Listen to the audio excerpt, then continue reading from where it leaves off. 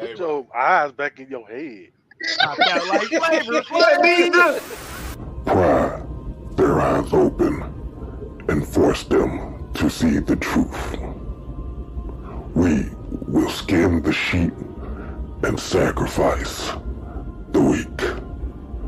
The unholy alliance has arrived.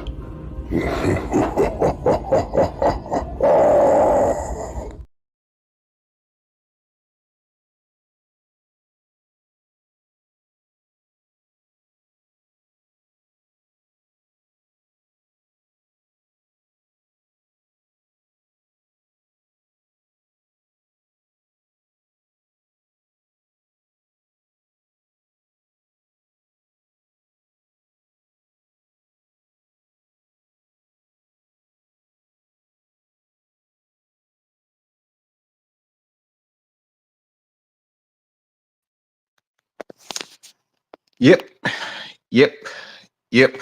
This is your boy, Mad Mike.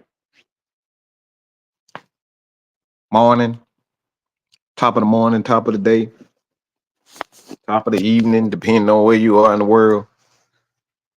But this is the one, the only, the biggest, the baddest, the meanest, the sluttiest, the fuckiest, the motherfuckiest, the bitches, the negroist, the crackerist. Yeah, this is Mad Mike. Okay, just so you didn't know. If you don't know, well now you know. No. Shout out to all these real Falcon fans out here who hold it down, and the ones that don't really hold it down. They talk all this shit. "Oh, I'm a Falcons fan, but I'm not a real Falcon fan because I don't really like what they do in that quarterback or the running back. Bijan Robinson, he don't deserve to be the guy because he in movies, he's in TV shows, and he want to wear this mustard, and he want to get all these mustard damn commercials and mustard deals and all this other type of shit. And then Tyrone, no, not his name. His name ain't Tyrone. His name is Tyler. Tyler. We need to get Tyler the ball. We need to get Tyler. But how about we talking about these wins? How about we talk about these wins? The Atlanta Falcons are 4-2. Instead of complaining and bitching and moaning and whining and, oh, I don't like this player. We shouldn't trade Michael Penix. We shouldn't trade Kyle Pitts, and we need to get more help because Judon doesn't deserve to be the guy. We don't bring him back. We need to go get Hassan Reddick, the guy who ain't paid a damn down, and he owes what $8-9 million in salary. Yeah, we should bring him in here. We should do this and we do that.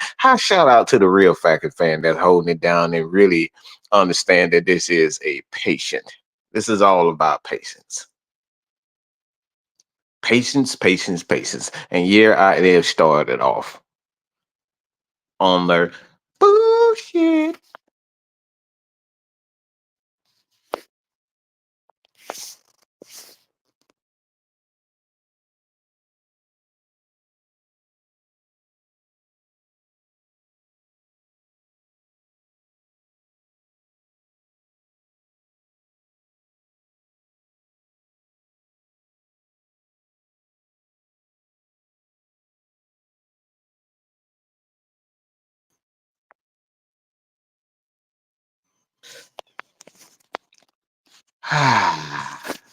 So good. Just my imagination. Ooh, just my imagination. Ooh, just my imagination. Ooh, just my imagination. Running away with me. Yeah, what's going on, people? I see StreamYard back on the bullshit. Back on the bullshit. So shout out to the people that's already in this chat. If you haven't seen the replay, well, if you see the replay and you have not had the chance to check it out from the very beginning, It will be linked in the videos. I have chapters in here, so y'all can kind of skip forward to the. You can skip forward to the conversation. Yeah, because like I said, YouTube be on bullshit. We got a lot of stuff going on right now. Um, a lot of updates. So if you guys do not get a lot of the notifications and whatnot, be sure to put it on all. Okay. Don't just select subscribe. All right. Go to subscribe. Actually click the subscribe button and it will have three options.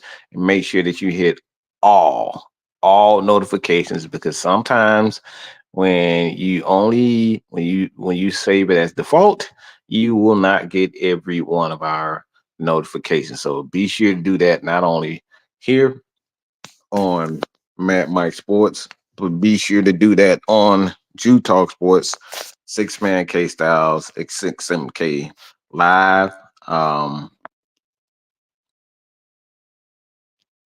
Got some other stuff here. Let me put this in the comments for you guys.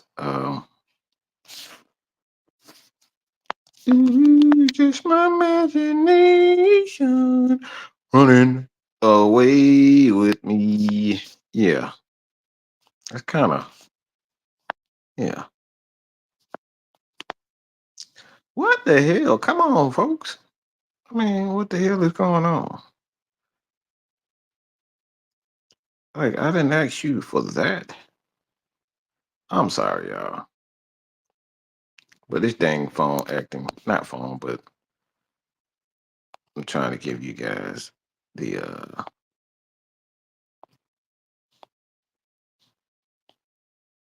all right, I'll just do this. Here we go. Okay. All right, so I'll just do that for the meantime until YouTube gonna act funny.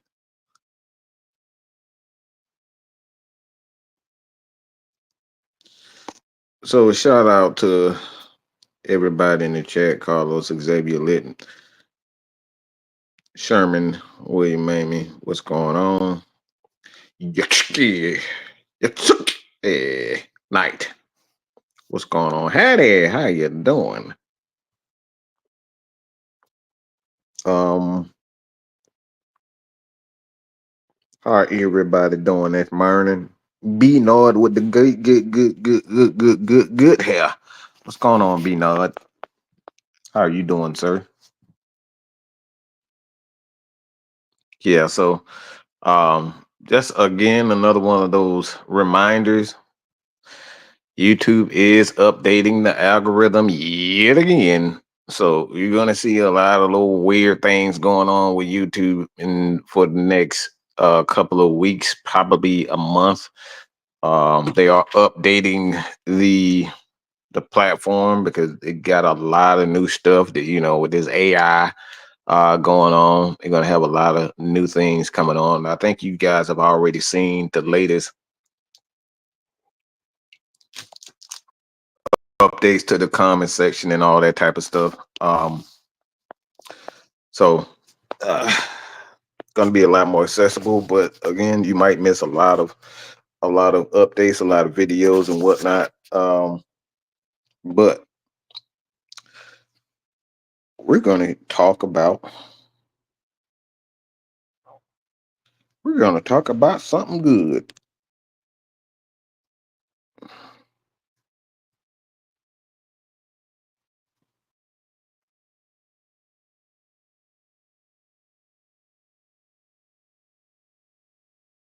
We're gonna talk about something good, y'all.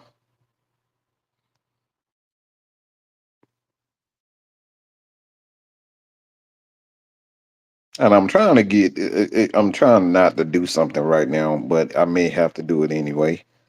Because my ignorant behind, I put my notes on the wrong computer.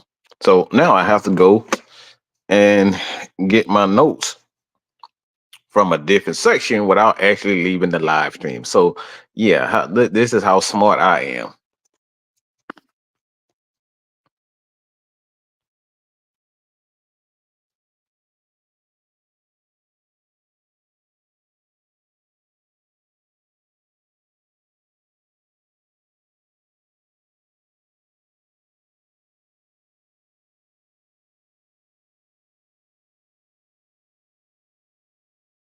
So yeah,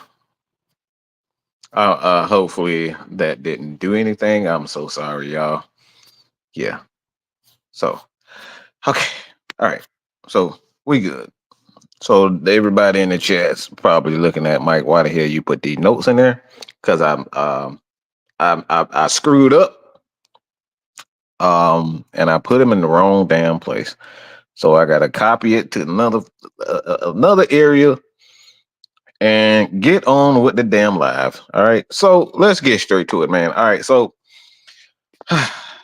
this is going to be hella interesting. Um,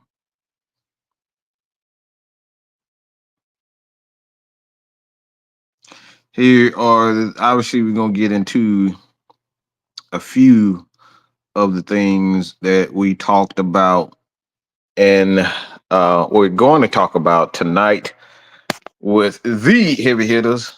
All right, so the heavy hitters, we got that tonight. Um,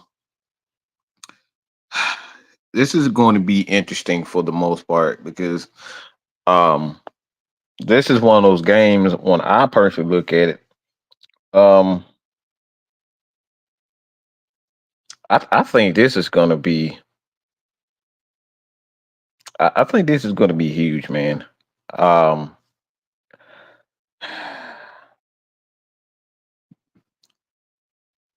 I think this game is going to be big for the Atlanta Falcons and the Atlanta Falcons fan base. All right. So the reason why I'm saying that in particular is because, you know, I know a lot of people probably saying themselves too that, yeah, Christy, it's hump day. It's one of them days.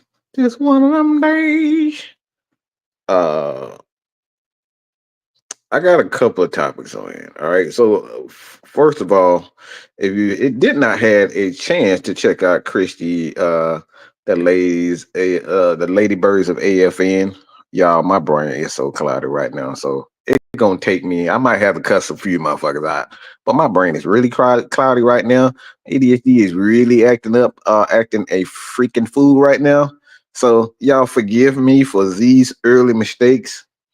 Um, Mistakes because I am all over the place.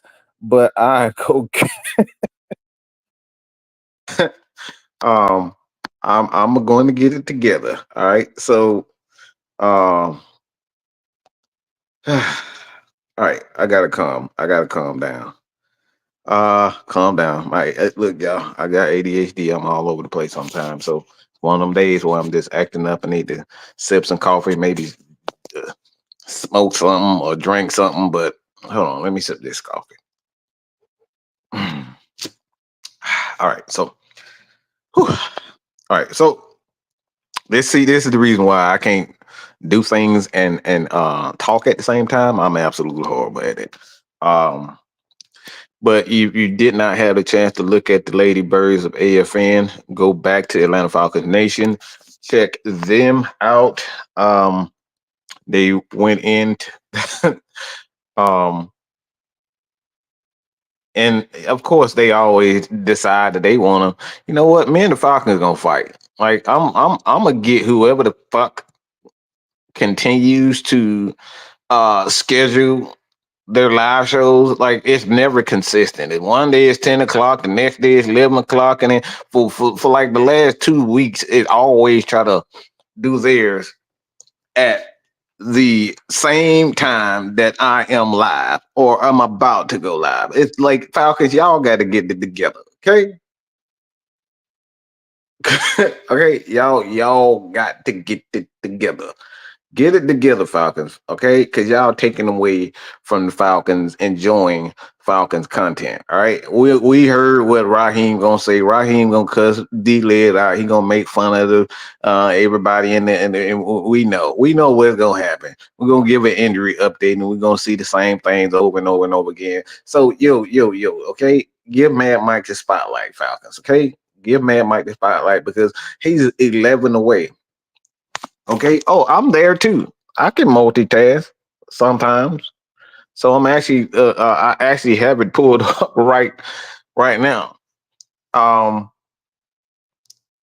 but I think the thing is, you know what, Christy, you just gave me an idea. Thank you, thank you, Christy. That's what I'll do until these some of them beaches decide that they want to give Mad Mike the spotlight back. Okay, I'll do that until Chris yeah, he does a lot of that, Christy, when he in the damn uh when doing these live shows. And if you guys are in the live chat, the Atlanta Falcons live chat, and they're talking about, oh, it's gonna begin shortly. The hell with y'all. Okay, y'all just made Mad Mike pissed. All right, I'm about to do a rant on the Atlanta Falcons for trying to steal Mad Mike's spotlight. So if you're in the chat right now, say what's up. Say what's up to you, boy. I'm about to leave a message right now. So y'all, what's up? I'm probably the only damn the Falcons creator who does this. Okay, I'm the only one that could do a live on top of a live in a live. Okay, so if y'all see Mad Mike in there right now, just say what's up. Put some thumbs up. Put some up and say, hey, man, Mike is actually doing the live while he's looking at a live show. So okay, see there you go, Christy. Christy there. Christy there. Jay, what's going on, man? I'm doing live on top of live and waiting for the Atlanta Falcons to do it because they don't ruin my three keys to victory. I'm about to go in. So this first this first 20 minutes of the show is gonna be an absolute mess, y'all. So we like I said, I'm gonna have that edited a bit for the replay so y'all can go back and skip this if you like. You can do this if you like. Hey, I see. Let me see if I'm gonna pick on some people in this chat. I'm make fun of some people in this chat. Andy, what's going on? uh, who the fuck is Ahaj Gaming? I'm just gonna know that. Who the hell is Dre True Statement? Don't know him. Never heard of him in my life. Dripping juice. What in the hell is that? Dripping juice. Bruh, what the hell kind of name is that? What in the hell, y'all? I'm about to roast people for their names okay? I'm about to roast people in their name. All right, so he's talking about right now the injuries.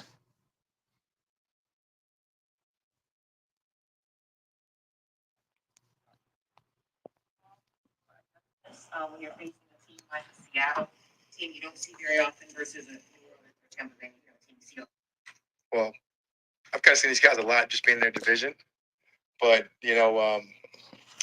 it's not the adjustments. It's more so having a new coordinator in Grubbs that's there. Joseph said, some of the stuff that he's doing. Don't make fun of me. I'm sensitive.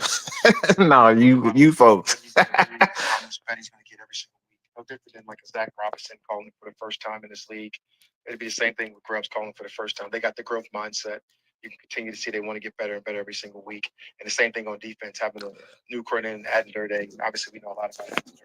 So he's talking about Seattle right now and them having first young offensive coordinators and play callers on offensive defensive side of the ball. And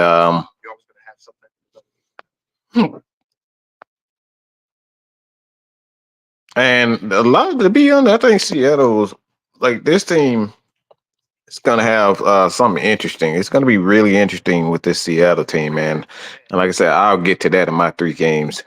My three keys to victory. I think you guys are definitely gonna like this one. And I got a little mini rant after that also. Has done a great job with along with KJ, Chandler Witt, guys that are in that. He's talking about the Ike Hilliard as a wide receivers coach as well, and giving praise to his coaching staff like he always does. Talk about what he did or his memorization of the game plans that we had before, and what it was like. Has been fun. Really, for me personally, watching the physicality in the run game that he's actually grown into, which you saw from afar, but you see the blended.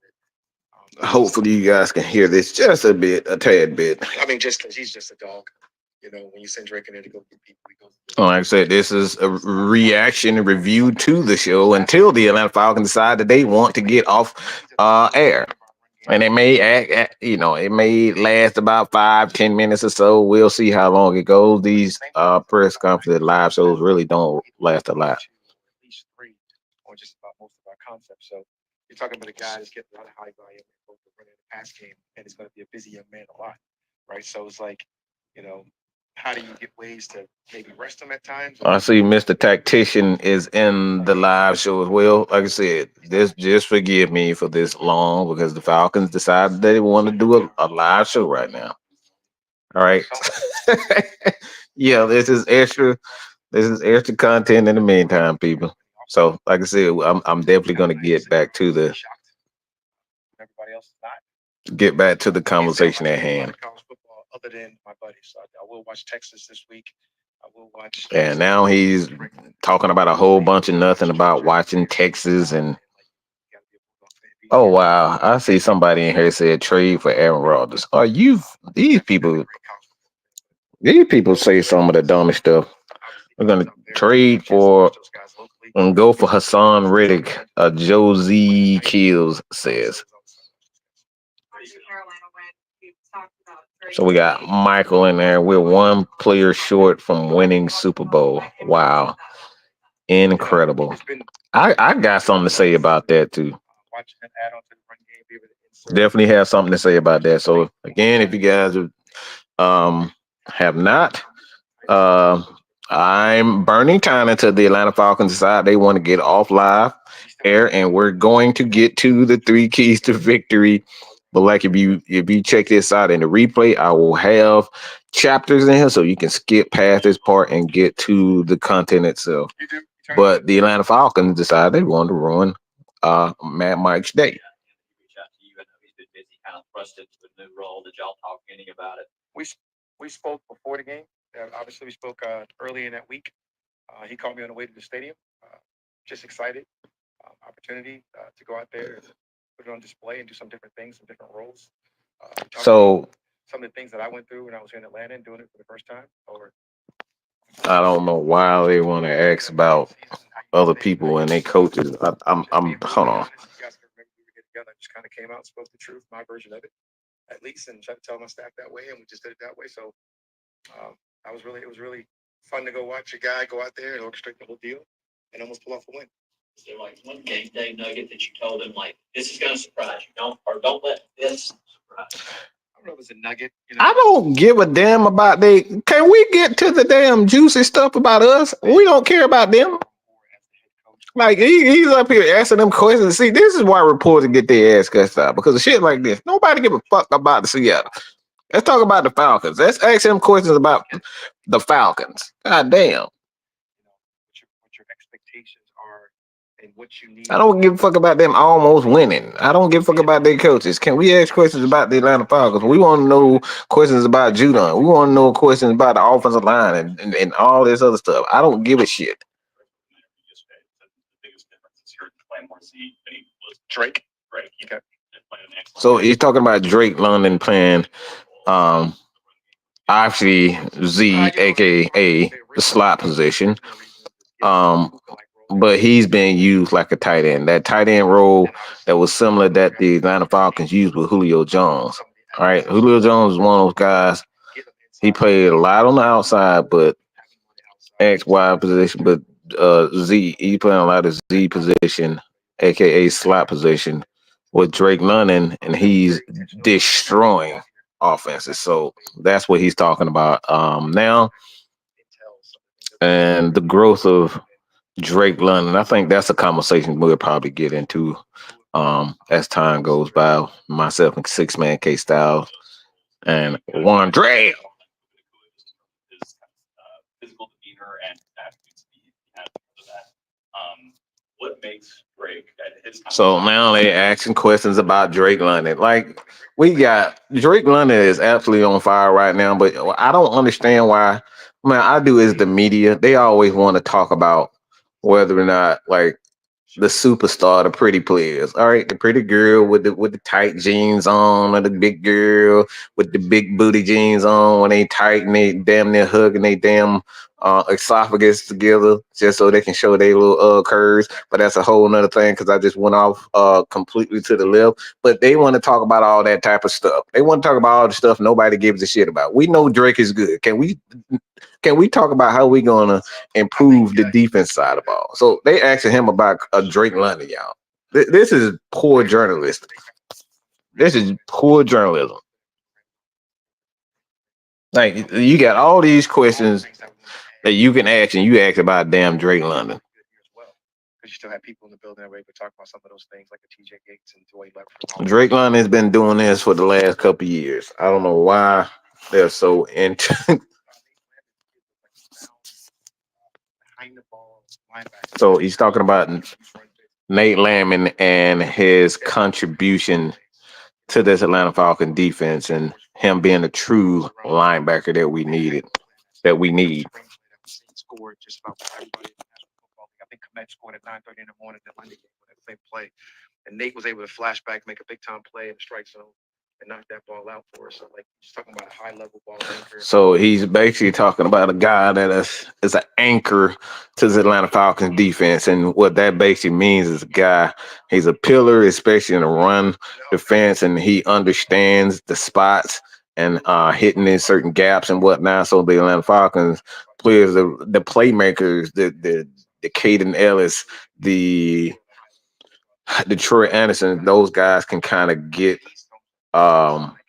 these guys can kind of get to make plays, do what they want. Because Caden, he's the linebacker, but he's one of those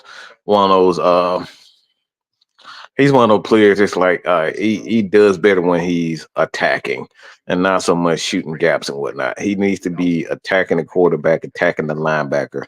So he's a sideline to sideline. Nate Landman is one of those guys. Like I said, he sees, he hits, he recognizes, and that's what you need in the middle of the lineup. Tell Brooke, man, we got Michael Penix in the room right now. We had let him out for 3 days. Yeah, I'm feeling this is a stage press conference because I don't really even see what's the point of bringing up Drake London and stuff. Like Drake London wasn't even the focus of that offense for the most part. It was obviously the running game, and now we're asking questions about Drake London. Like, come on. All right, so Chrissy says that Hennessy was added to the roster because Dahlman is still down at center.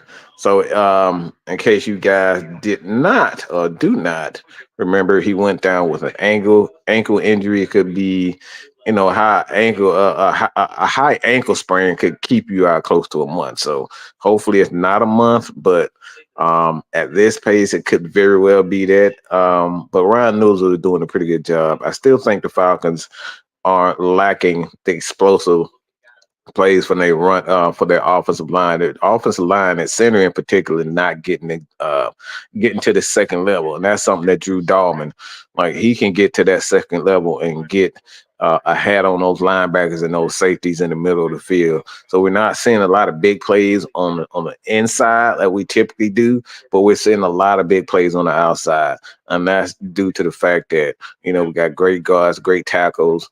You got Bergeron, Jake Matthews, obviously Landstrom and McGarry. Those guys are very good on the edge, but the Atlanta Falcons are very good at getting the ball in the middle to the second level. And that's one aspect of the running game that we haven't been getting a lot of. Tyler Algier is another one of those guys, although he's a bruiser, but a lot of our plays when he's in the game, it comes via Drew Dalman. So Matt Hennessy being added to the roster this week, I think it's just due to the fact that they just want to, Ryan Noozle is doing fine, but they want to take it easy with Drew Dalman. No need to rush him back, especially when you have a Ryan Noozle playing pretty good ball himself. I don't know how old Phil might be. He's got to be my age.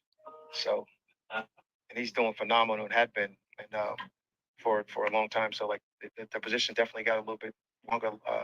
So again, if you just come into the chat, being that the Atlanta Falcons did in fact go live, and I had a little bit of technical difficulties. We're going to start right after this, the live show for the press conference for the Atlanta Falcons. And like I said, I will have the chapters in here so y'all can skip past this part and kind of get to that. He should be offended that I didn't call him. But I will resume as soon as the press conference is done. Energy, a lot of the emotional push. I don't know what he's talking about right now. So such a pride in it. The one thing I had to call my buddy Kyle Shanahan about. I was like, I tell you what, man, these dudes don't give him San Fran. Oh God, he said he needs to call his buddy Kyle Shanahan. Oh no, I don't like him saying that. I just look. See, this is my fandom. I still haven't forgiven. I don't think I'll ever forgive Kyle Shanahan for that shit that he did. But him saying Kyle Shanahan doesn't make me feel. But the thing is too, if you look at how they've kind of put this team together, they're running similar schemes that the 49ers run. Obviously, the zone concepts and the big plays. That's a lot of our big runs and our big plays come via that outside zone running scheme. Something that Kyle Shanahan is known for, and the Atlanta Falcons have in the last couple of weeks. Well, this past week they run a lot of outside zone running scheme, and Tyler Algier, Bijan Robinson, this guy ran for 200 yards. So it's like at the end of the day, man, this Atlanta Falcon team, you got a guy like Charlie Warner who comes from that Kyle Shanahan system. So, albeit, our personal feelings about Kyle Shanahan, the players that we have on this team at the current moment, as you see here in the background, Raheem Morris talking at the press conference.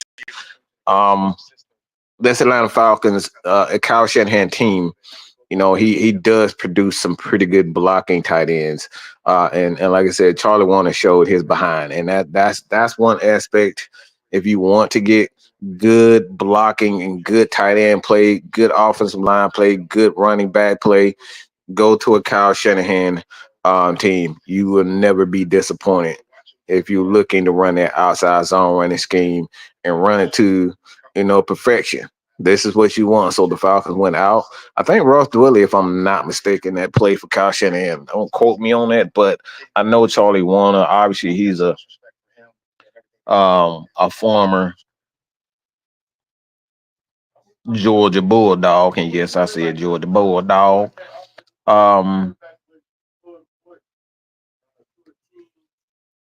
He was I'm talking about he was absolutely impressive in that running game for the Atlanta Falcons. I thought I really thought he was very good, especially I'm trying to pull up Ross Dwelly. Just my imagination.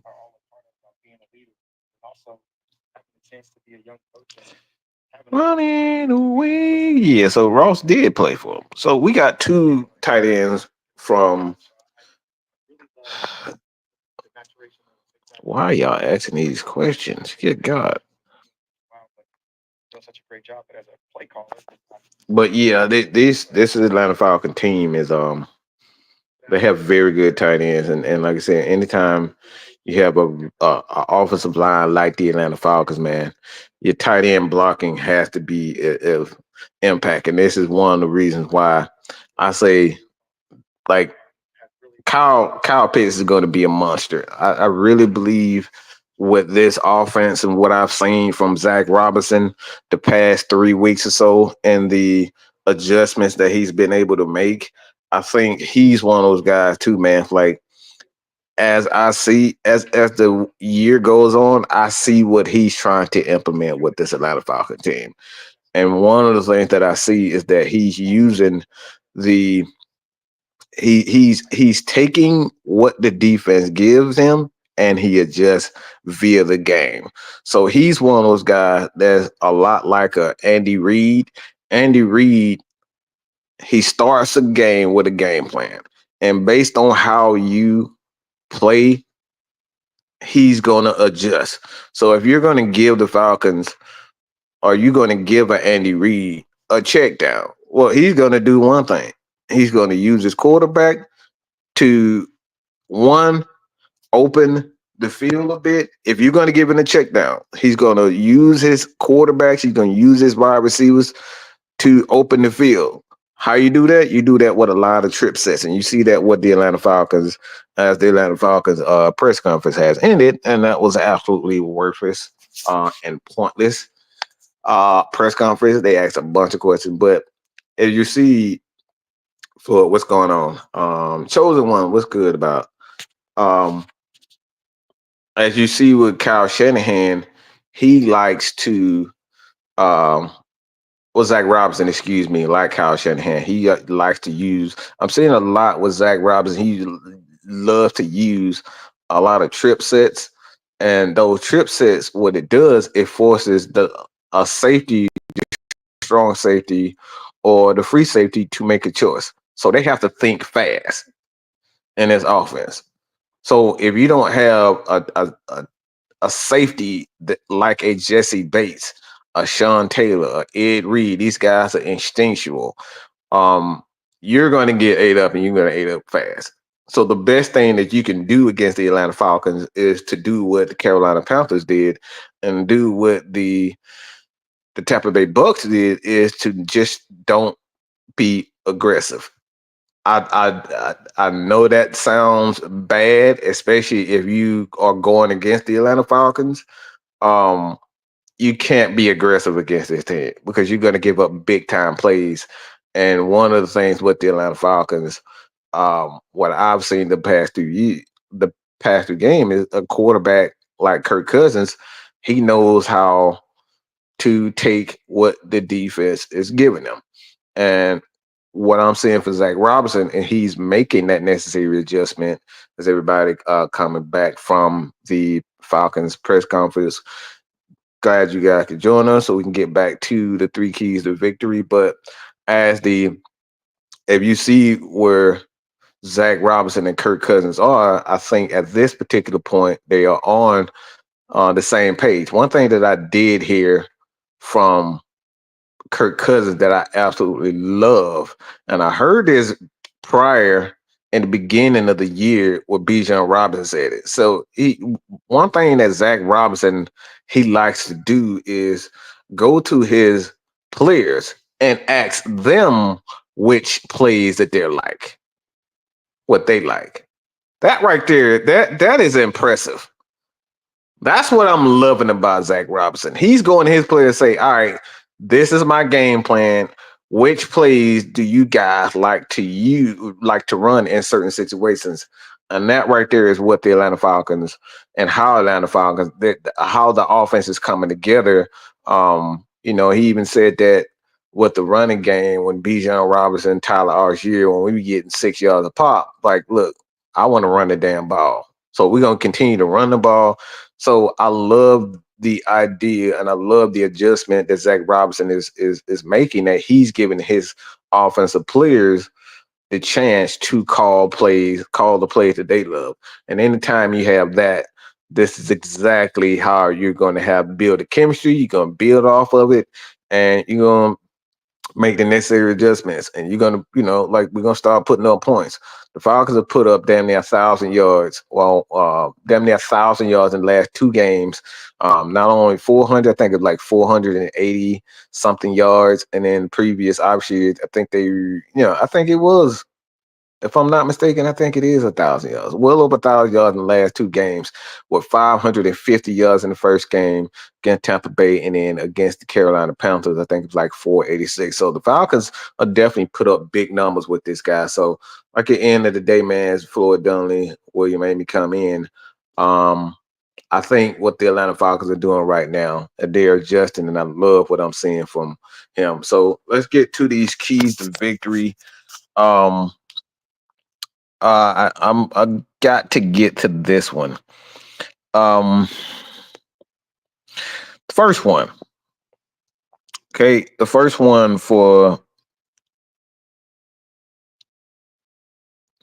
is you gotta stop the run.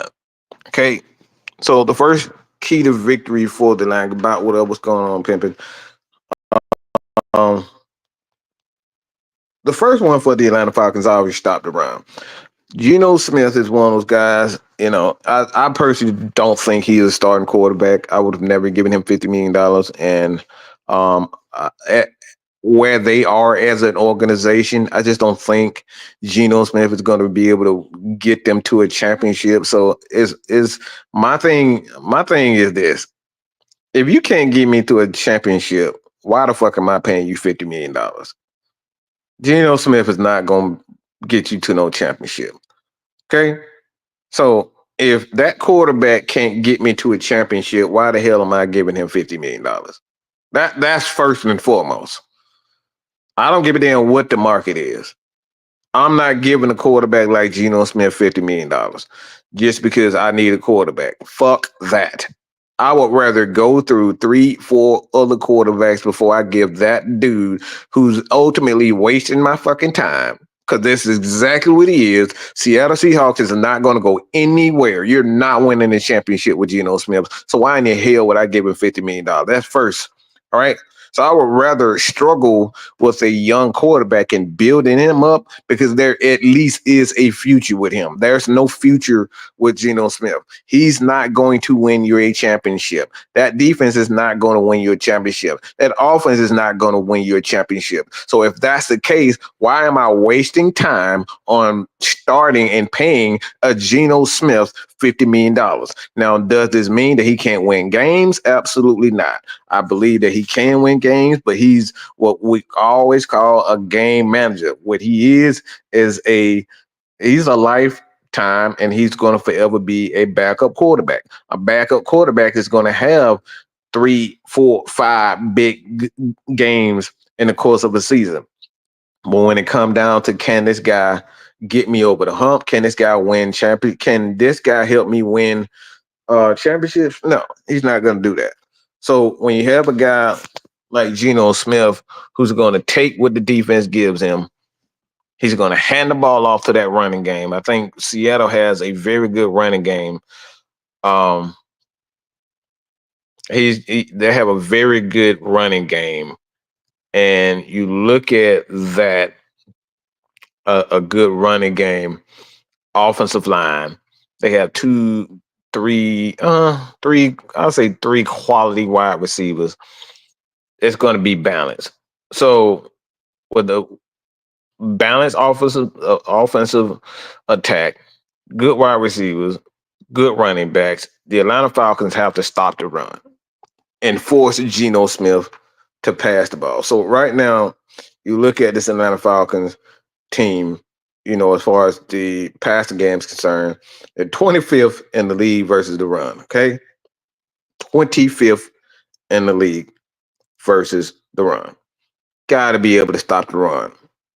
That has to improve. Okay? Falcons have to improve that. All right? They're 9th in the pass. So with this Falcons secondary, with this Falcons team against Geno Smith, I'm taking the Atlanta Falcons over him any day. But the thing is, in order to take advantage of a Geno Smith, you have to get him out of his comfort zone. All right? Got to get him out of his comfort zone.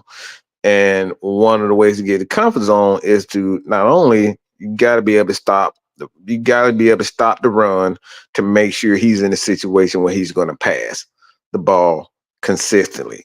Geno Smith in his own, I don't think he'd be. I don't think he'll be able to beat this Atlanta Falcons defense, especially with a guy like Jesse Bates in the secondary, AJ Terrell. We're seeing Clark Phillips. He got his first picks. We're seeing Mike Hughes playing excellent ball himself. D. Arthur, those guys are playing excellent ball. Whether or not we'll see Richie Grant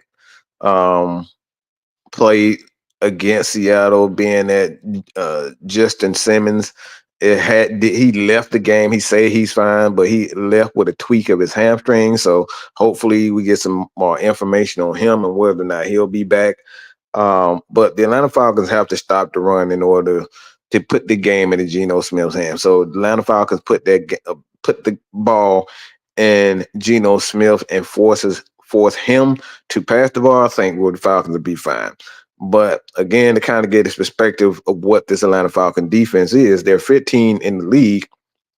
When it comes down to average yards per attempt, all right, average yards per attempt as far as the pass concerned, they're 10th in the league, tied with the Texans. And Houston Texans are very good defense. Okay, they're very good defense. So Atlanta Falcons are very good on the defensive side of the ball as far as passing concerned. So I'm going to take my chances with putting the ball in Geno Smith's hands and forcing him to run. So Falcons got to stop the run. The second one, I think they got to tackle well.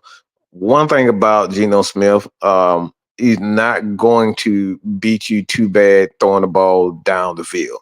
So, and the Falcons are one of the teams too. You look in the league, I think they're 10th in the league and not giving up in yards per attempt. I think that's 10th in the league. So they're 15th overall, tied with Houston, and then they're 10th in the league with 7.7 yards per attempt via the pass. And that right there is great. So the Atlanta Falcons are going to do their thing against the pass. But one of the things that I've seen in the past few games and what led to a lot of points being scored is that the Atlanta Falcons don't tackle well.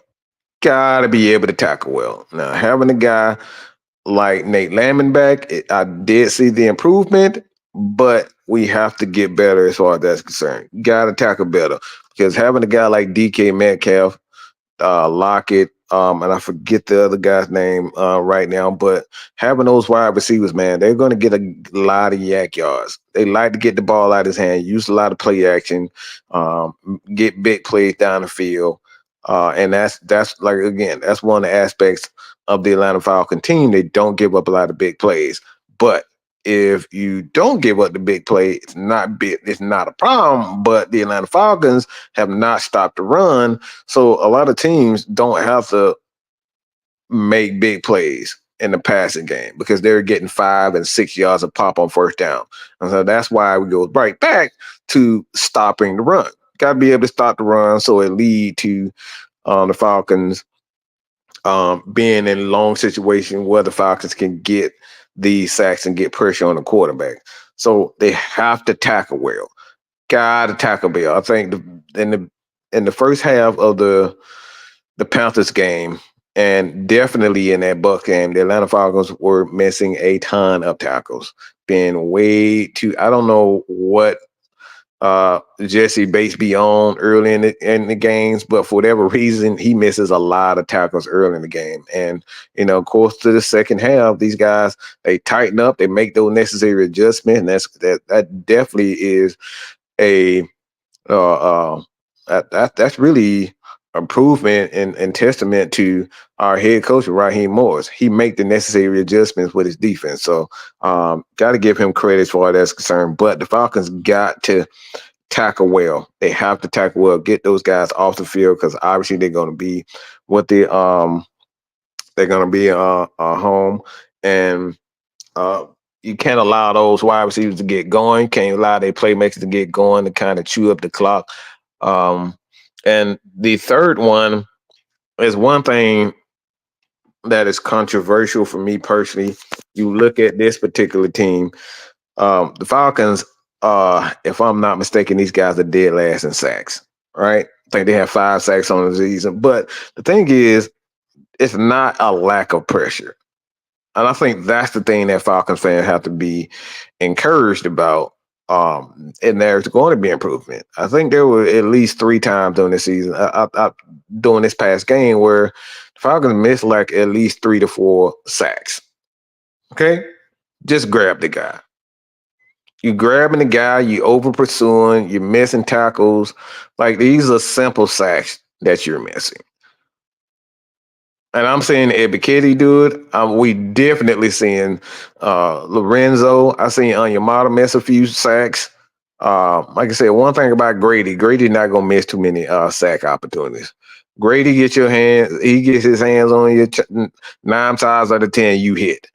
So it's not so much Grady Jarrett as far as the Falcons getting sacked is concerned. The Falcons have these opportunities. Grady Jarrett, Onyemata, these guys are getting double teamed. But when you double team Grady, we double team Onyemata. When you double team Matthew Judon, like, these guys need help, or else teams are going to continue to double. And right now, Ebiketie isn't helping the Atlanta Falcons defense get more sacks because they're not seizing their opportunity. In order for Grady Jarrett, Judon to get more one-on-ones, Lorenzo Carter has to get his sacks. Ebiketie has to get his sacks. Caden Ellis have to get his sack opportunities.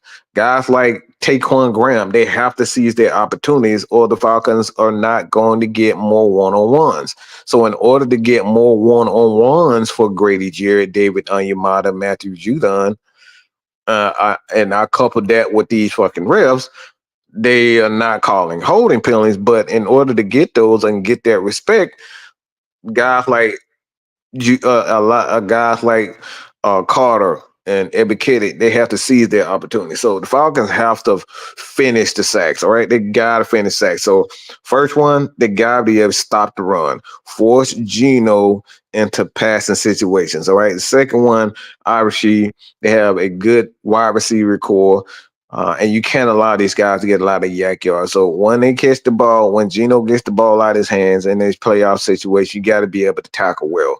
You have to be able to tackle the wide receivers, get them down, do not allow the big play. And the third one is the front 7. They got to be able to finish their sacks. Gotta finish sacks.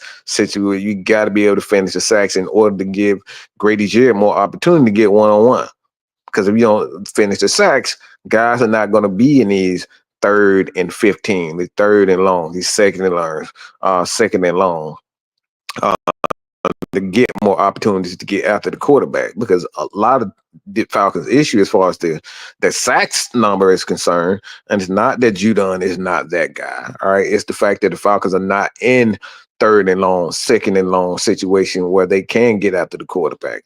And that's the issue with a lot of the Falcons sack issues. So it's not schematic. A lot of people think it is schematic. It's not schematic. The problem is it's about the Atlanta Falcons giving up too many yards, and there's something that you talked about as well. These guys are just giving up way too many yards on 1st and 2nd down. If you stop them from getting 5, 6, 7 yards on 2nd down, and hold them to 3, 4 yards, you have a much better opportunity to get after the quarterback in more pass rush situation opportunities in order to get those sack numbers up. So the Falcons have to stop the run. So those are the 3 keys to victory. Again, stopping the run, Geno Smith. Second one, the Falcons have to tackle well. And the third one is the front 7 has to seize their opportunity to get sacks. And we're going to go to the last one, and I kind of talk about this briefly, was that Matthew Judon, and whether or not Matthew Judon is he's not panning out for the Atlanta Falcons. I think that's the stupidest shit ever. Okay? And this is a Mad Mike rant. See, this is the stupidest shit that we can ever say. Okay? The Falcons are ninth.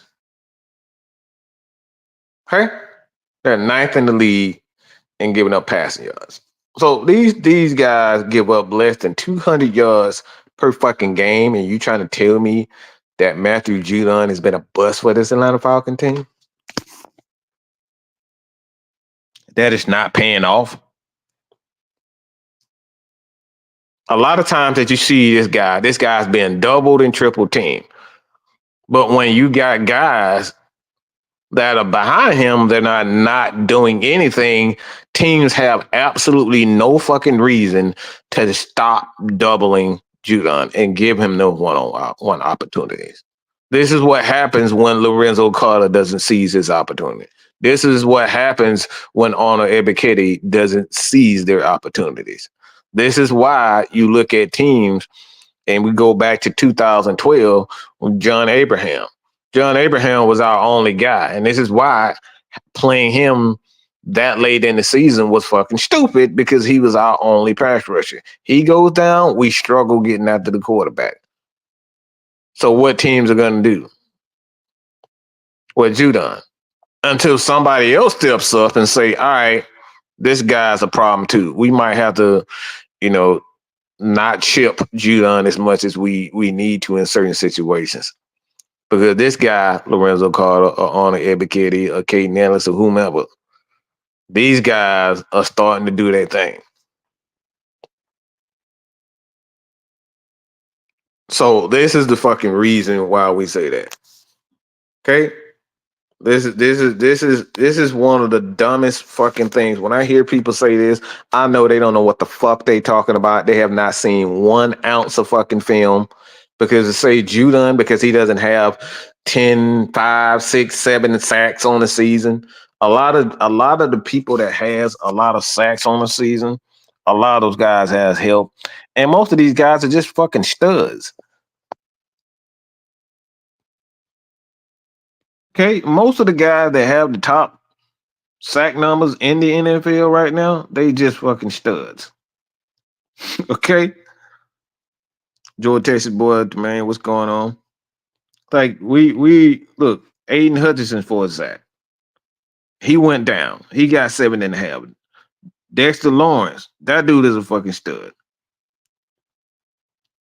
Will McDonald, 7 sacks on it. Calvin Noah, like these guys, Max Crosby, Will Anderson. Like these guys are fucking studs, man. TJ Watt, Trey Henderson. Like these guys are very good. These guys are very good. Javon Dexter, like he's another one of those guys. A lot of these guys we're trying to compare Matthew Judon to. These guys are fucking studs. They are already better than him. So to say that Matt Judon doesn't, he's a bust because he doesn't have the sacks these guys is crazy.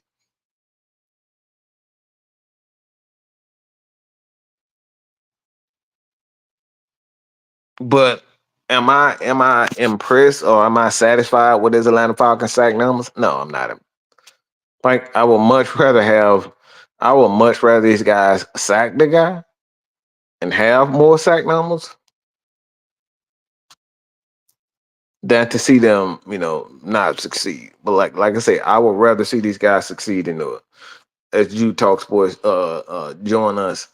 But the Atlanta Falcons issue right now isn't necessarily the sacks. Falcons issue right now is they have to play better on first and second downs. And this is something that Raheem said in the press conference himself. He said, it's not the fact that the Falcons aren't getting home. The Falcons are getting pressure. The Falcons are indeed getting pressure.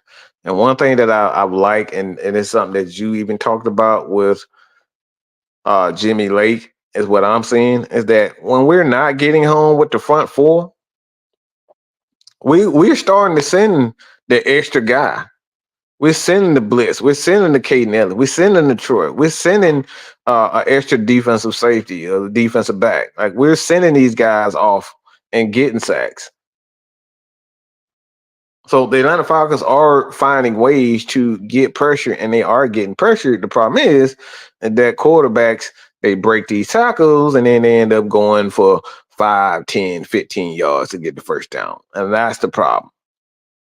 So again, that goes back to sacks are not as easy as you guys let it be. Oh, if you just get a sack, everything can be fixed. If you just get pressure, everything can be fixed. Well, pressure is one thing, completing it is another. Anybody can get pressure, but it's season that. And this is where the basics come into hand when it comes down to the edge guys. A lot of these guys are undisciplined. They're jumping, they're sliding. Like I see this nonsense all the time when I play. When teams play Lamar Jackson, it really pisses me off to see. Like it really makes me so freaking angry to see these guys jumping, sliding all over the place. I'm like, bro, all you got to do is just, it's Lamar Jackson. He's going to come back to you. That's his game. He's going to come back to you. Stay in your gap, force him to go one side, force him to come back to you. Like it's like a rat trapped in the box. The rat ain't got nowhere to go. He got all four sides. Where the hell he gonna go? He can't fucking levitate. He can't lie. He can't fucking jump like Superman. He can't fly. So it makes me angry when defensive players just won't stay in that gap and then they look at and they jumping and diving at his feet. I'm like, bro, all you got to do with Lamar Jackson is force him to come back to you. We saw this with Mike Vick. This is why Tampa Bay, with him, they had his number. It isn't the fact that they had incredible athletes. The plan with Michael Vick, what Tampa Bay is, they were just going to look, don't get out of your gap. Have excellent gap assignment when it came down to Mike Vick. They surrounded him, forced him to keep going backwards, side to side, and they closed in on him. But when I see teams, I see the Atlanta Falcons, I see time and time again, it's the same guys. It's James Smith-Williams, Arnold Ebiketie, Carter. These guys lose contain. They go inside instead of staying in their assignment because they going inside so they can attack the quarterback. And a lot of times, all you really have to do is just stay in your gap. You stay in your gap, the quarterback gonna come back to you, and you're gonna get it. Your team is gonna get a sack. So a lot of time it's selfish ball. A lot of it is selfish football that we're seeing for the Atlanta Falcons. So again, I'm not worried about this Atlanta Falcons. The sacks, and to say that Matthew Judon is a bust because the Atlanta Falcons aren't getting sacks, it's just fucking stupid. The Atlanta Falcons, 9th overall in pass defense. So you're not 9th overall in pass defense if your front seven isn't getting home. Okay? You're not 9th overall if your front seven isn't getting home. It doesn't work that way. Because if a quarterback has 5 seconds to find, any quarterback in the NFL has 5 seconds to try to find somebody open, he's going to, 9 times out of 10, he's going to hit somebody for the big play, and he's going to get yards. So the Atlanta Falcons are indeed getting pressure, and they're forcing quarterbacks to check the ball down and get the ball out of hand, which adds to the fact that these guys aren't getting sacks because the quarterbacks are getting the ball out of hand quickly. So teams aren't getting big plays on the Atlanta Falcons. They're just getting the ball out of hand so the Falcons, so they can stay on the field. So like you said, we don't rush as a unit. You have to have again, rushing as a unit is about staying in your gap. Anytime you get out of your gap, this is how guys like even Andy Dalton, don't matter that he dang near 40 now. If you don't stay in your gap and you play selfish football, not staying in your gap, and you trying to attack the quarterback, there are going to be consequences for that. And the consequences for the Atlanta Falcons, we've seen this year, and their quarterbacks are getting first downs and extending plays. So the Falcons have to stay disciplined in their rush. They're not disciplined. And Florida, this is another thing that I'm saying too, that they very efficient in the red zone. Like they get stops when you need them most. I don't know who I heard this from. I forget who it was. I heard it from, but I was watching a video and they stated it's like one of the things I believe. I don't forget who it was, but the Atlanta Falcons are one of those teams. Like when you need them to get a stop, you need them to get a big play. They're doing that.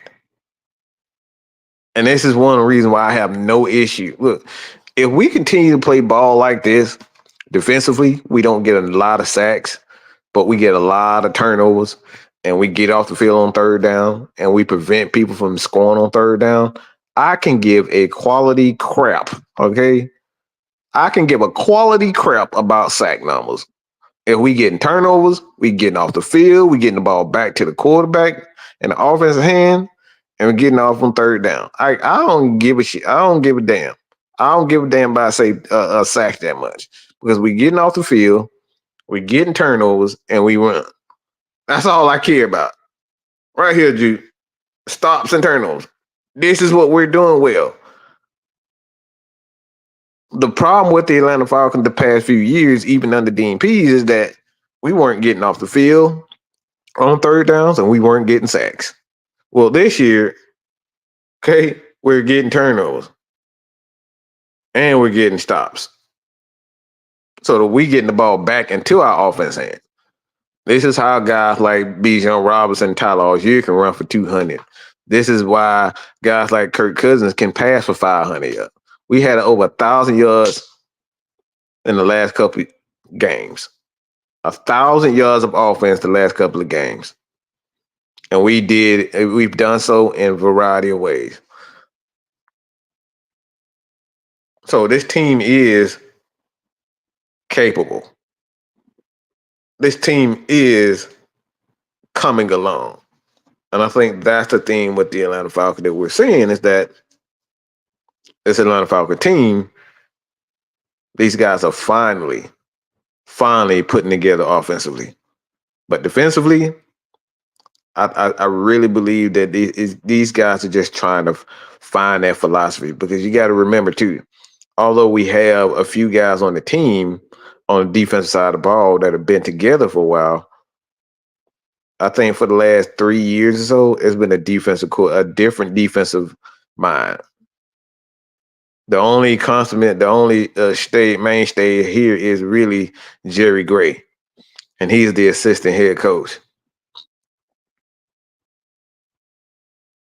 So these guys are still learning their philosophy. They're still learning what their job and what they're doing, what their job, what they need to work on as far as this defense is concerned, what the defensive coordinator, Jimmy Lake and Raheem Morris, Jerry Gray, what they ask of them. Like, we're still doing these things.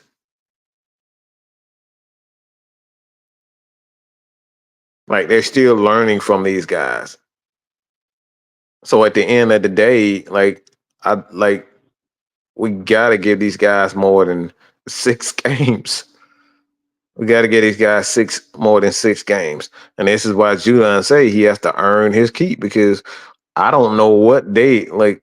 If as a defensive player, if I know, let's just say, all right, I'm playing in a 3-4.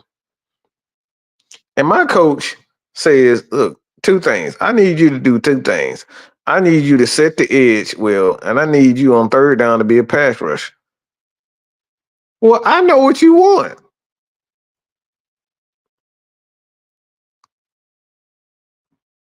As a defensive player, I know exactly what I need to work on. I need to work on getting after the quarterback, and I need to do what? Set the edge well and learn how to get off blocks. Those are the 2 things that I'm working on during the course of the season because all I got to do is worry about really just working on my pass rush moves and learning how to get off blocks. Those are the 2 things that I'm working on. But when I have a team, when you have a team that nobody does anything well, shit, I don't know what I need to work on. I don't know if I need to work on stopping the run. I don't know if I need to work on getting after the court. Like my first step, I don't know if I need to worry about setting the edge so somebody else can get a tackle. Like I don't know what to focus on because everybody's bad at everything.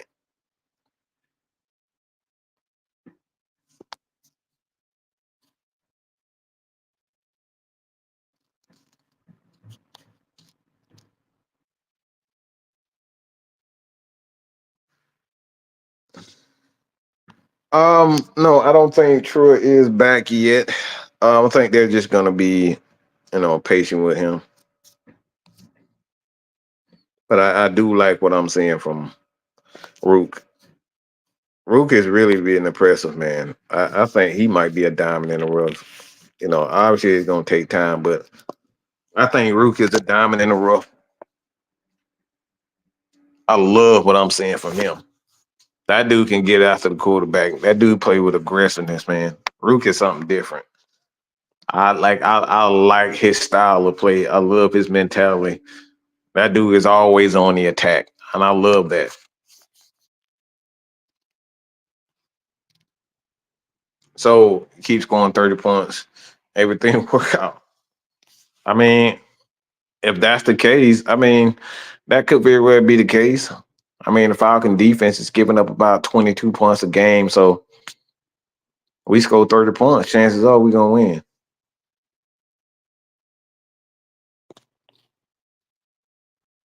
Don't think Simmons gonna play. Look, we good regardless. We still got Jesse Bates. We still have our scheme.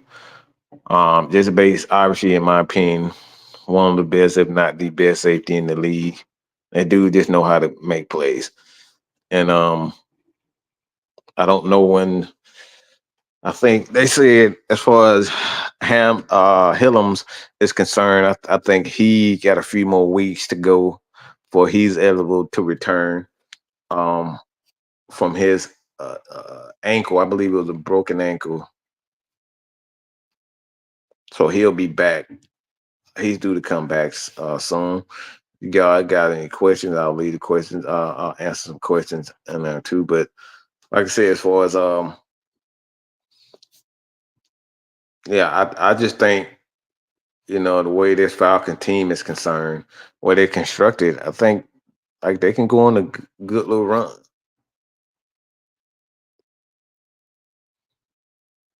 Look, man, I look. I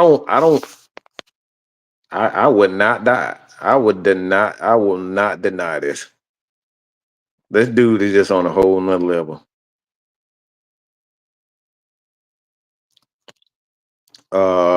What do you want to see on the defense side of the ball versus Seattle? Just tackle well, man. Yeah, tackle well. Got to be able to tackle well. Teams like this scare me because it's like, especially with a quarterback like Geno Smith, like he's not gonna blow you away. But like it's one of them games where if the running game gets going, it's gonna be hard to get a guy like Geno Smith off of his because all he really want to do is check the ball down and get the ball out of his hands. Like Geno is typically not a quarterback that is going to do too much. But if you get pressure on him, hit him a bit, and the running game isn't as strong, and you force him to be a quarterback and pass the ball for 30 plus times in a game, Geno gonna give you it back. So what I want to see from the Falcons, they got to be able to stop the run. Got to be able to stop the run. That's first and foremost, and they got to tackle well. Because I don't believe that Geno Smith is going to be able to beat this Atlanta Falcon defense. I personally don't believe it. I think he's very similar to Andy Dalton.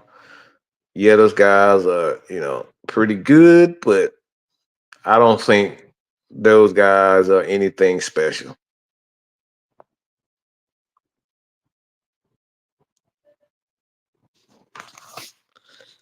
As far as improving the defense concerned, I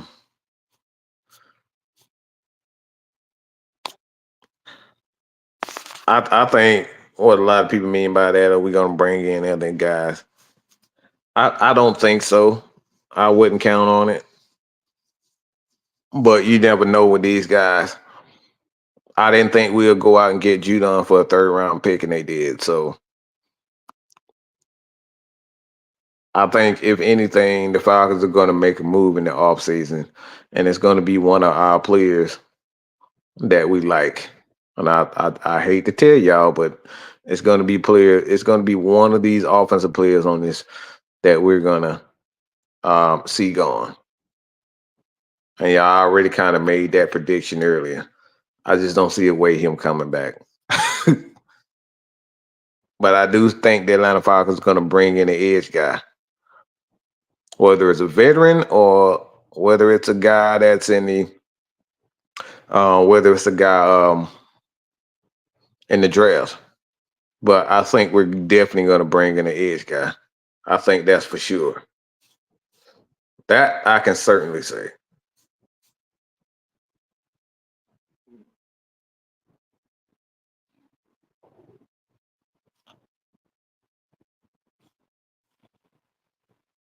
But like I said, that's Walker is a damn good guy.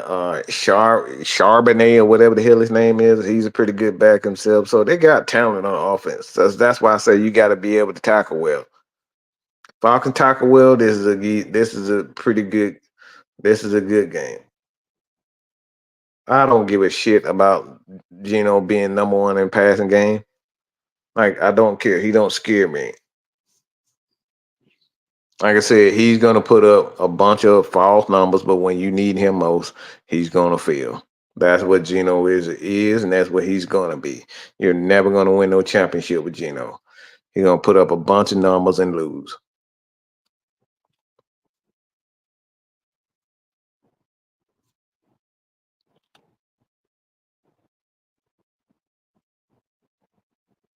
But as far as like Root, man, like I said, he just looks different. Root just looks different. Like it's certain players when you see them on the field, they just play with a different type of energy. Grady Jarrett, he plays with a different type of energy, a different type of confidence, and I'm seeing that from Root. Like he really does.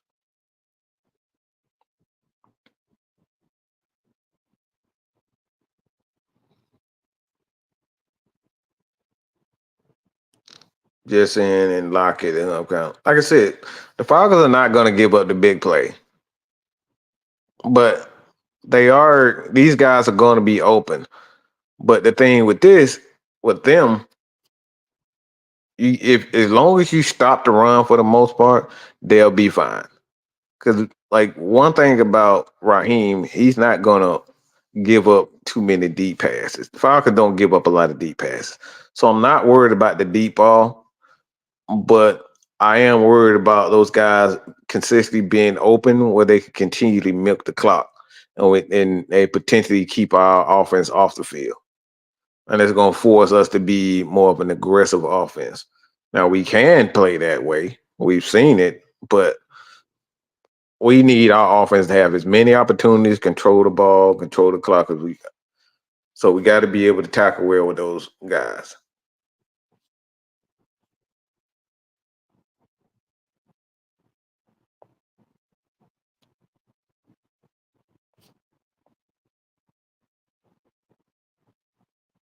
Simmons said he's fine, but like I said, we don't know how long that's going to be. Like we don't know if it really is an issue.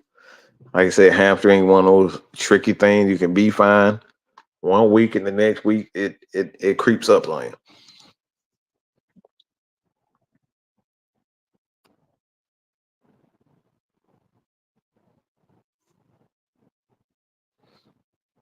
So this Falcons secondary, they don't give up a lot of big plays. So my thing is I think our cornerbacks have to be, and I think our cornerbacks gonna be. I think our cornerbacks are fine, man. Like, and the nonsense about AJ not being a shutdown corner is fucking stupid anyway, because there's no such thing as a shutdown corner in the NFL. Okay, I don't know why people still believe that. Like we haven't seen a shutdown corner in well over 5, 6, 7 years. And we still, AJ's not a shutdown corner. Well, who is? That's the stuff of like, AJ's not a shutdown corner. Well, name a shutdown corner in the NFL. Somebody name a shutdown corner in the NFL right now.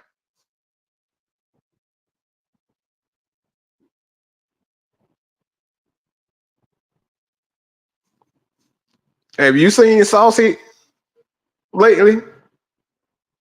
Yeah, he's been getting he's been getting creamed by not only the fans, but the media been killing him. And I mean media when I mean analysts. So Sauce Gardner is not a shutdown. Like, come on, stop. He's been getting smoked.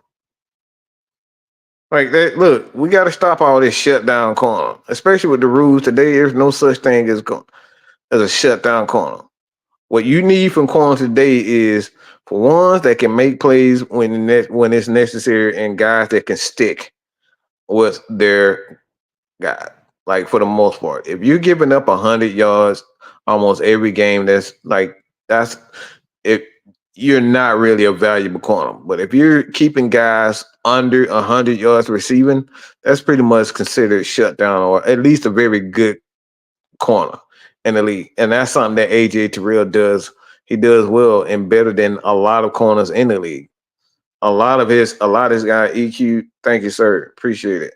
But a lot of his corners today, they're giving up catches, and there's nothing wrong with a corner giving up a catch. Okay? There's nothing wrong with a corner giving up a catch. But there is something wrong with cornerbacks giving up consistent catches. Hear me? Nothing wrong with a cornerback giving up a catch, 2 catches. But it's something wrong with a cornerback consistently giving up catches. That's the difference. And this is exactly why you pay your guys like AJ Terrell. Because you might get him one time, you might get him 2 times. But you're not going to get him 3, 4, 5, 6, 7, 8 times in a row. And that's why you pay a guy like AJ Terrell down there $20 million a year. The top corners you're not going to beat them every snap. Not going to beat AJ Terrell every snap. It ain't happening. You might get him one time in the first quarter, and you might get him one time in the fourth quarter. But AJ Terrell is going to make it difficult for your receivers to. Okay, so let's keep that. Jair is another guy, but he's been getting cooked. So a lot of the concept that a lot of teams are running now is that they're using their wide receivers. If you look at wide receivers too, and I want you to look at every team around the league, they're actually using some of that. And I told you guys a years back that a lot of teams were going to start using them pre-snap and post-snap motions. So what teams are doing now, Green Bay, the Falcons are using it, the Rams are using it. A lot of teams are using it, but they're using a lot of pre-snap motions and post-snap motions to kind of get these corners one-on-one. So a lot of times you thinking that you're getting one-on-one opportunities with your wide receivers and corners are one-on-one, but they're not. They're doing things like the Falcons are doing, putting Drake London in the slot. So you have to make the decision as a defensive coordinators if you want to either have AJ travel or have AJ on one particular side. And that's what you're seeing. So a lot of our top corners aren't even really getting tried because they're doing these pre-snap, post-snap motions to get these guys one-on-one.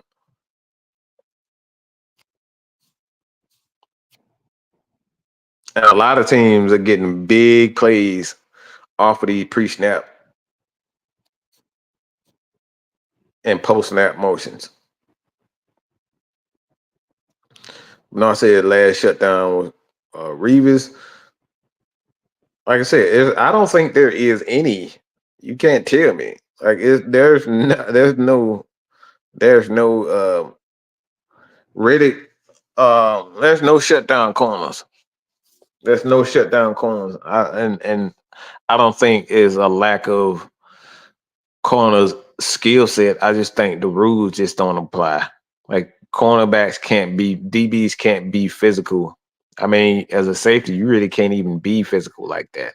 So that's why you see a lot of these smaller safety. I mean, I'm gonna say smaller safety, but a lot of the safeties now it's more like Jesse Bates. These guys used to play corner. They put on a few pounds and then they end up, you know, being the safety and the strong safety because they're a little bit more athletic. You got a lot more athletic safeties than you do before.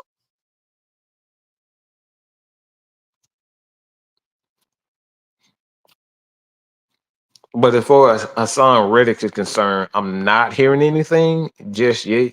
Just yet. I know one as far as Hassan Reddick that he's going to own. Excuse me, he's going to owe about $9 million in penalties. So he's going to have to. He's looking for a deal. So any team that's going to eventually sign him, or trade for him, I think they're going to have to give him a new contract, a negotiated new contract. And a guy like Drew Rosenhaus is going to look for opportunity for him to get paid. So can the Atlanta Falcons be that team or any other team at this point? I believe so because I think for the most part, uh, like I said, it's going to be about $9 million for him in penalties because he's been holding out. So any team that he asked to be traded or to trade for him, like he's going to look for a deal. So I don't think it's out of the question for the Falcons, but I think the next team is going to be like they're going to go after this guy for. He's going to be traded for a contract. He's not trying to not get paid. And Mucho, I've been saying too with Zach Robinson is that what he's doing, he's putting Drake and Kyle on the same side, and he's using Mooney. He's using Mooney. He's using Mooney. He's using Ray McLeod, Drake London, and he's constantly switching those guys. So you don't know what those trip sets what's what. Because on one instance, you have Mooney and McLeod, they pushing it deep, and then you got Drake London who's killing in the slot. So teams have to they really have to really decide on whether or not do they want to give up the big play to Mooney, do they want to give up the big play to Ray McLeod, or they want to continuously let Drake London kill them in the slot and get those get those 7-10 yard first down to keep the clock churning.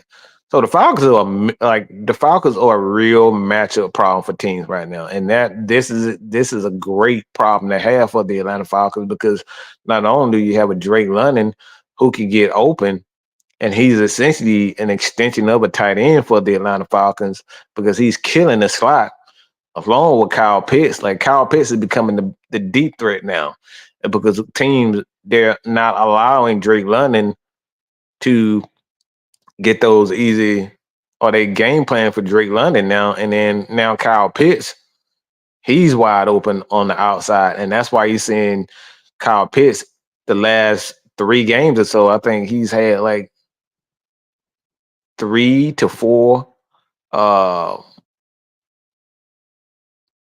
I think he had like 3 to 4 20 to 30 yard passes. So these guys are making the necessary adjustments on offense, and these guys are finding a way, but teams don't know how to match up with the Atlanta Falcon team when you have Kyle Pitts, who's becoming the deep threat that we thought he could. When you got Drake London, he's becoming that possession receiver that we thought he would. So this Falcons team is a nightmare, man. Is there anyone you want to see possibly pick up beside Reddick?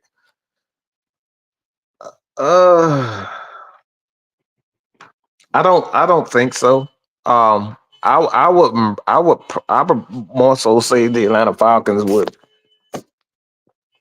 I would probably say more so that the Atlanta Falcons that these guys would they need to get maybe a linebacker. I would say. I think we good at. I think the Falcons are good. Good God. I think they're good at corner. So I would probably say that these guys probably need a linebacker. I would probably pick up a linebacker. I don't think the Falcons. I don't think there's a quality. Trayvon Walker. I don't know if Jags or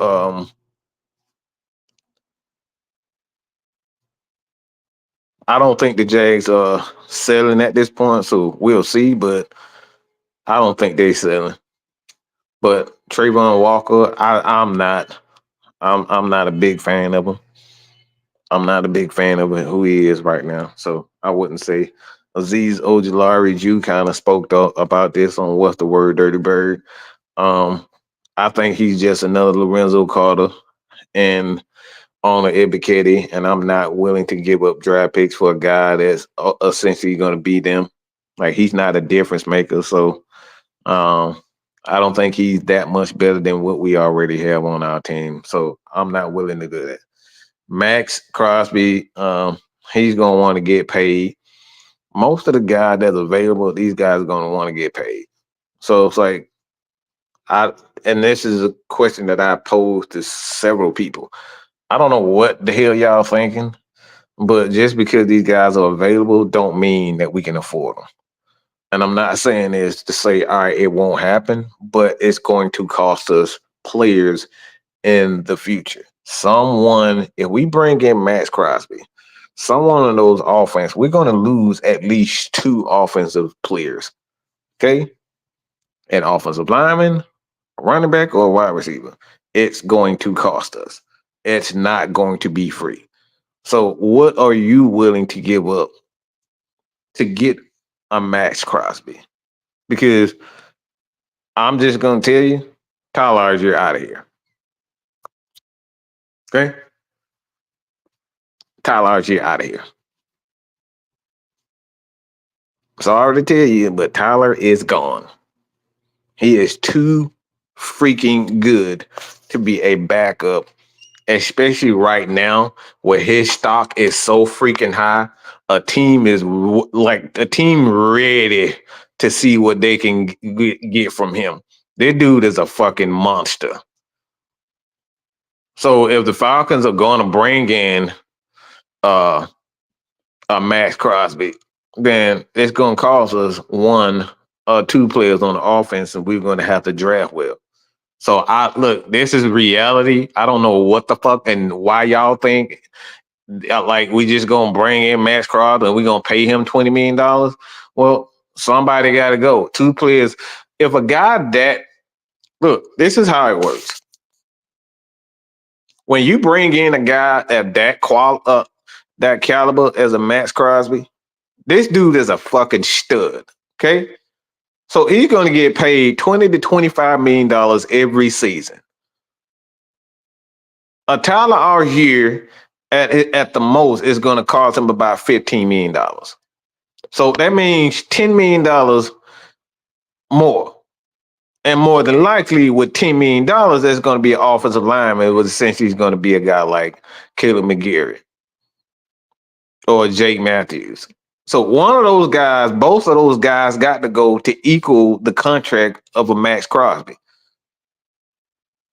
So you're going to lose two offensive guys in order to bring in a guy like Max Crosby. That's just like this. This is not me wishing is, but this is reality. Skill players of today cost a lot of money. You see what it costs for a guy for a wide receiver now? A motherfucker like Brandon Ayuk is damn near getting $30 million in guaranteed money. So what's going to happen? Again, it's going to cost you. So you look at, you got to be able to match the numbers. So if a Max Crosby is getting $25 million, and he could very well be the difference for the Falcons to win a championship. But what we got to say, bro, like what we always say, that shit ain't free. That shit ain't free. Okay? It's not free.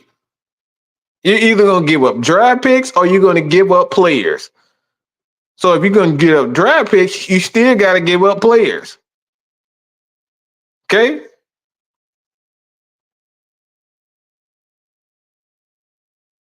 So it's going to essentially what's going to happen, players going to walk. Guys like David Onyemata, K. Nellis. Obviously, we've lost linebackers and before, guys like Foye Oluokun,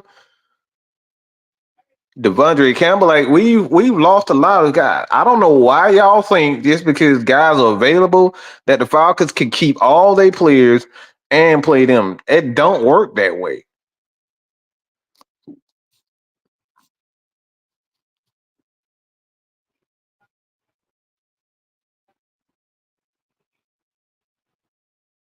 No, this ain't true at all. Falcons are not playing cover 3. I don't know what y'all saying, but the Falcons play a lot of quarters and a lot of cover 4.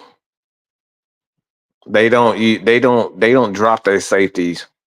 Okay, they don't drop their safety. They don't play a lot of cover 3.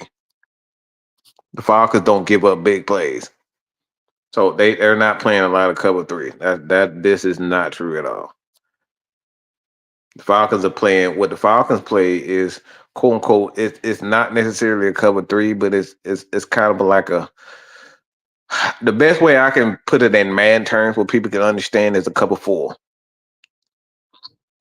And what they play is a lot of man and a lot of two man deep. So you always have two safety deep. Raheem doesn't like to have his safeties too close to the line. So he's always playing too deep. Like if you play man, most of y'all have played man, he always have two safeties deep.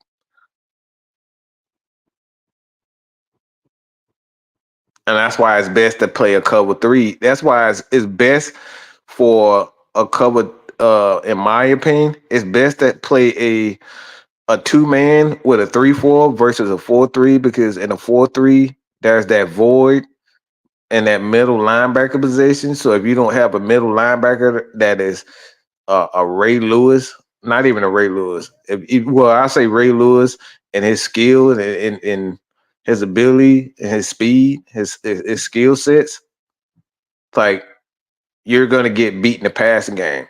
So for me, if I play a 2-man, I would much rather be in a 3-4 versus a 4-3, because in a 3-4, you got 2 middle linebackers and you can kind of use each middle linebackers to fill in those voids.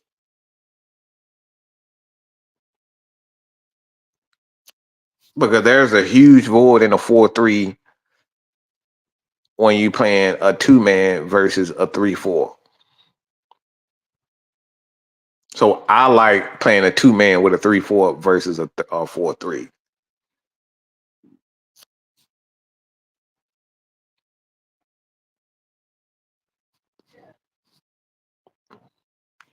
Onyemata, for the most part, I think the Falcons could cut him this year, but I think he'll be back for next year, depending on how guys like Ruka Rororo plays. Guys like Brandon Dorless, Taquan Graham, how these guys develop. We could be seeing Onyemata gone, he could be back, just depending on how guys develop. And that'll be a little bit more money. No, he does. Max Crosby is a pass rusher. Okay. And to be honest, most teams are always in nickel. So nickel, for the most part, are interchangeable. especially it like what the Falcons do with a 3-4. A 3-4, you always have two guys. You have a 3-4 edge that is a little bit more versatile, and then you have a 3-4 edge that's a little bit more physical. Most 3-4 edge guys have different skills. Different skills. The one that play on the left side of the 3-4 is typically the more physical guy. The 3-4 edge that is on the right side of the defense is a little bit more athletic. Okay, is a little bit more athletic. You can use that guy in passing situations. So 3-4 edge is the 3-4 is a little bit more versatile, and that's why Pittsburgh's been playing it so many years. Is that you can get away with edge guys that have different skill sets. And based on your philosophy, like for Pittsburgh, their left end is more athletic than the right end. So it really just depends on your scheme. Pittsburgh, for example, with TJ Watt, they put their most athletic guy on the left side. The Atlanta Falcons, they put Judon on the left and the right because we don't have a guy that's consistently doing it. So it really just depends on your skill set. But for the most part, your more physical edge guy in a 3-4 is playing on the left side versus the right side. The right side obviously is a weak side. So he's going to be a little bit more athletic. And with a guy like Max Crosby, he has the athleticism and the side to play both sides. So it's not even true when they talk about he don't fit scheme. Matt Crosby is a fucking he's a scheme breaker. So that shit don't even matter.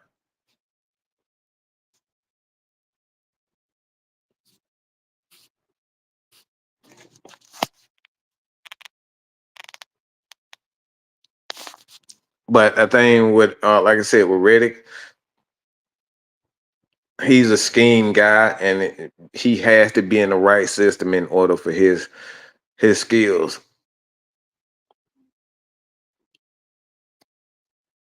So can he play with the Atlanta Falcons? Absolutely.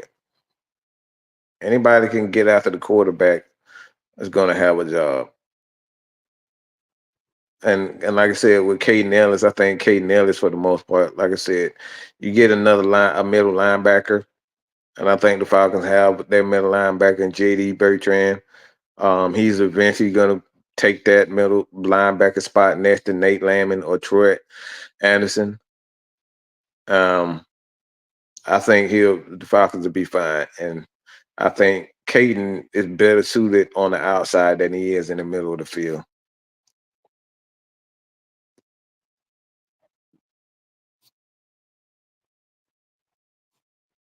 Yeah, like I said, if you don't think Max Crosby is a scheme buster, then I can't talk to you. Like I said, Matt Crosby is the fucking scheme. And this right here, Mucho, like this right here, bro, like I think this really I think the Falcons wanted to be a little bit more athletic on the edge than they are right now. And like I said, Lorenzo is pretty good. Appreciate that, EQ. Appreciate it for subscribing too, brother. Like I said, you got any questions, leave a comment, and you know, and I'll do my best to answer those for you. But I think the Falcons too. We look at Braylon Trice, man. That was a huge bust or loss for the Atlanta Falcons for him to get a torn ACL in the preseason. Like I said, that's why a lot of people don't. That's why Raheem don't like. He lost a perfectly good edge guy in the preseason because of a torn ACL. So now we don't have one of our younger studs that we was going to depend on to get after the quarterback. Why? Because he had a torn ACL in the preseason.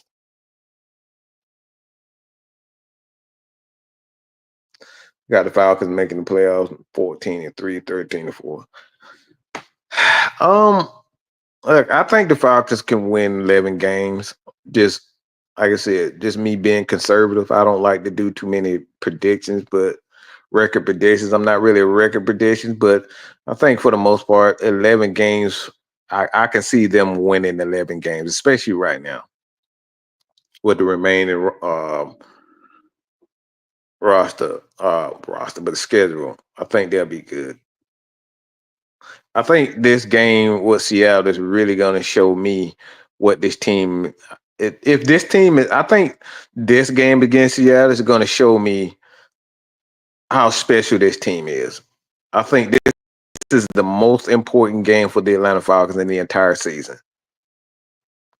I think this was more important than the Chiefs, and I think it's more important than beating everybody in the division because this game, when you got a quarterback like Geno Smith, who's a savvy veteran, for one, they have a good running game, good wide receivers, and then they have a pretty good I'm gonna say a bad defense, but their defense can make some plays.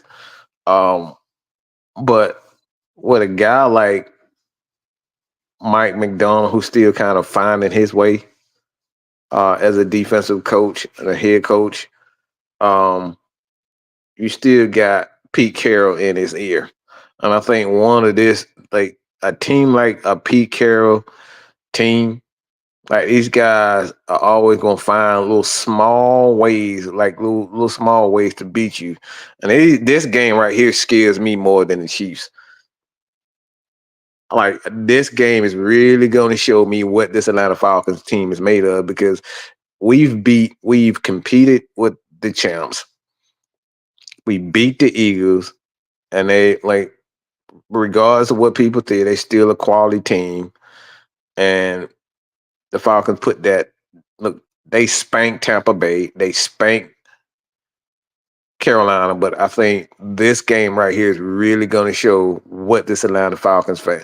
If they come out and dominate Seattle, I know this Atlanta Falcons fan. I know this Falcon team can compete for a championship because a game like this against a quality and a quality team and a team that's being kind of still primed by a coach like Pete Carroll, these teams scare me.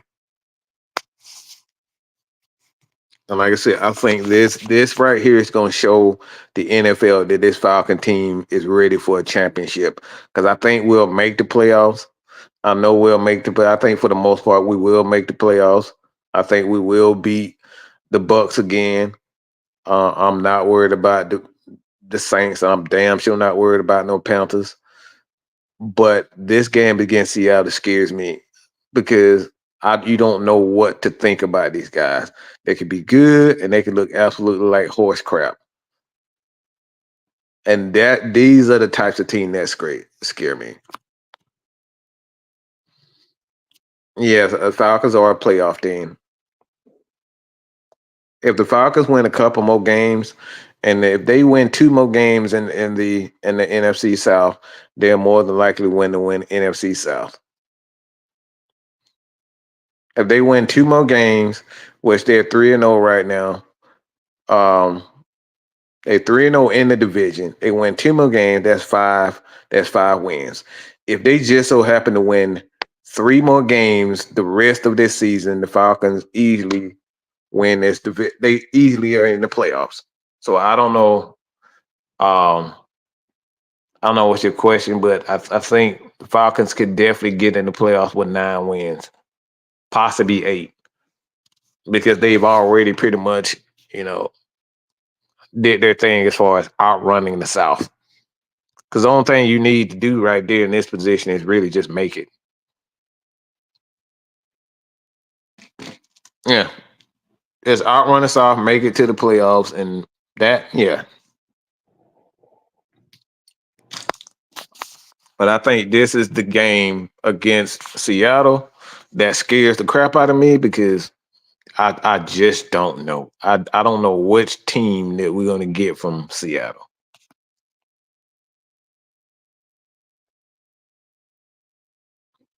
But I think we'll be able to move to. I think we're going to run. Oh, look, we definitely going to run and use a lot of play action. against Seattle.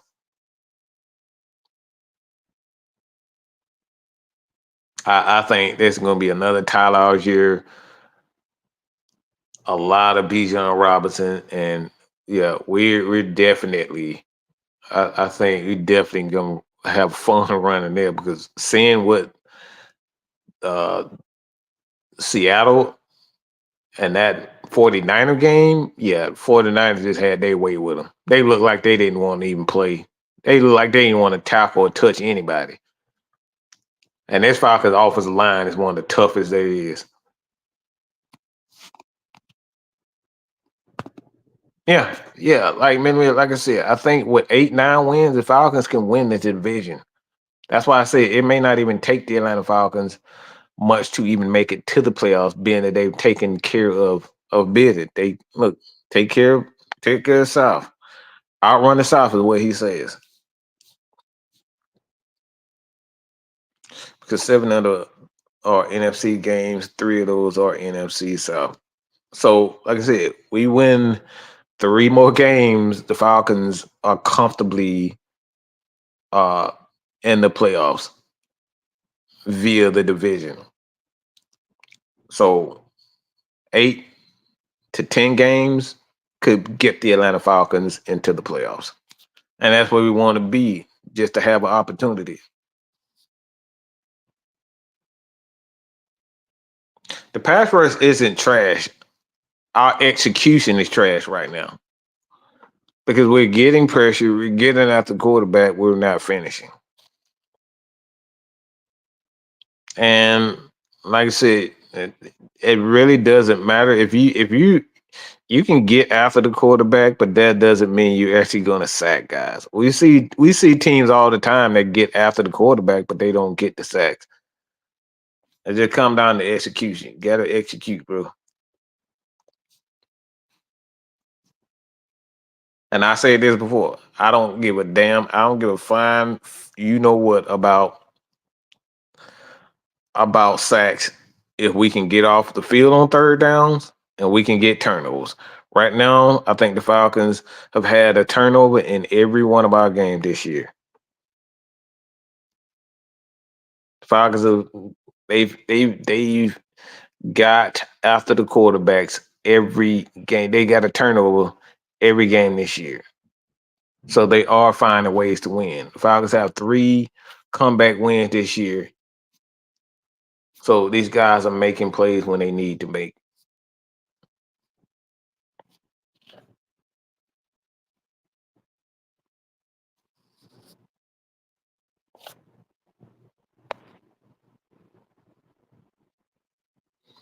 As the year goes on, our DBs get a little closer and delay these short routes. Like I said, the Falcons are giving up less than 200 yards. So the idea of the Falcons have to change anything with this defense. They don't.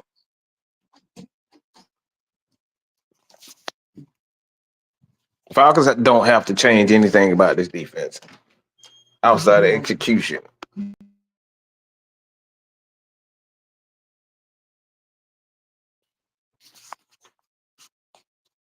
Falcons don't have to change anything with the defense outside of execution.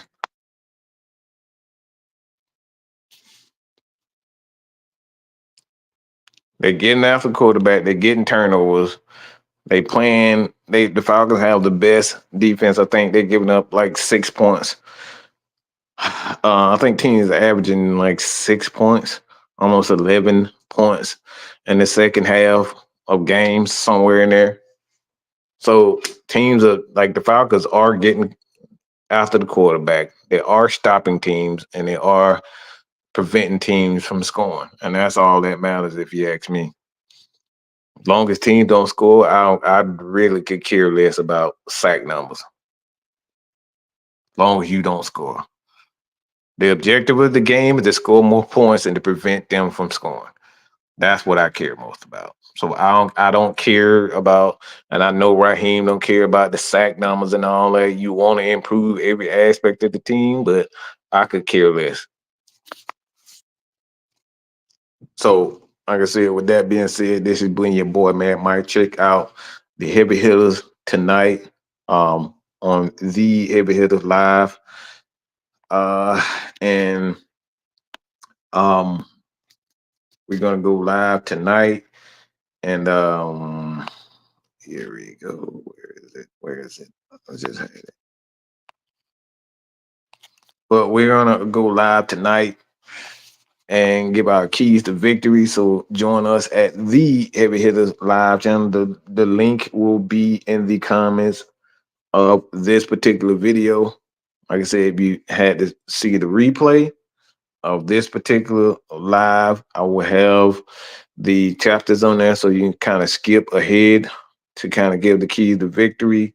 So with that being said, this has been your boy, man, Mike, man. I'm gone. I'm peace.